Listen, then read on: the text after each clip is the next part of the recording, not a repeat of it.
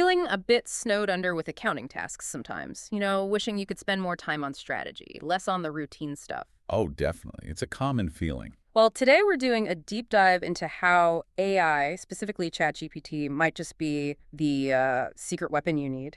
Exactly. We know you want practical knowledge, stuff you can use right away.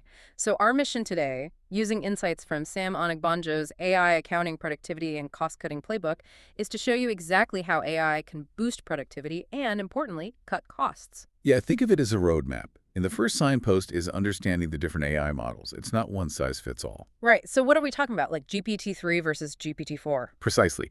GPT-3 is fantastic for quick, everyday tasks. Think summaries, basic email templates, quick answers to common client questions. It's efficient for that routine communication. Okay, the quick stuff. But what if you need something more substantial, like actually generating financial documents? That's where GPT-4 really shines. It's more of a deep analyst. It can draft financial reports, help build out your standard operating procedures, audit checklists. SOPs, okay. That's useful. Yeah, and it's good with regulatory docs, policy compliance stuff, too. Helps you shift focus to the why behind the numbers. Makes sense. And then there's GPT 4.1. I hear that's the one finance pros lean towards. That's right. It offers, well, better reasoning and accuracy. Crucial for us, right? Precision matters. Absolutely. So 4.1 can interpret complex documents in real time, Mm. handle big data sets like Excel cash flows, help with forecasting, even review contracts. If you have ChatGPT Plus, aiming for 4.1 is usually your best bet. Okay, model choice is step one. But just having the tool isn't enough. How do we, talk to it effectively, get what we actually need? Great question. Effective prompting is key. Yeah. The playbook suggests a framework. Task plus context plus format plus goal. Task, context, format, goal. Okay, break that down. Example. Sure. Instead of just do cash flow, try generate a 12-month cash flow forecast task for a small London-based catering SME, VAT registered, context. Format it as a table and add a short paragraph explaining the assumptions, format, and goal. See the difference? Yeah, much clearer. Specificity is everything. Totally. And bonus tips.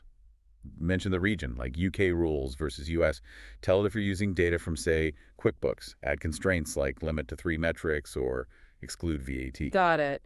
So with the right model and a good prompt, where can we see immediate wins, like practical applications? Oh, loads of places.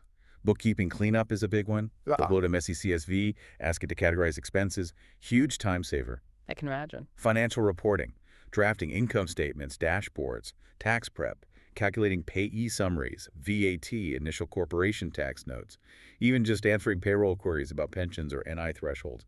So much faster. Wow. The playbook mentioned something like 40% time saving. Yeah, up to 40% fewer admin hours within the first month for some firms. It's significant. That really is a game changer. What about getting the output looking right, for clients or internal use? Good point.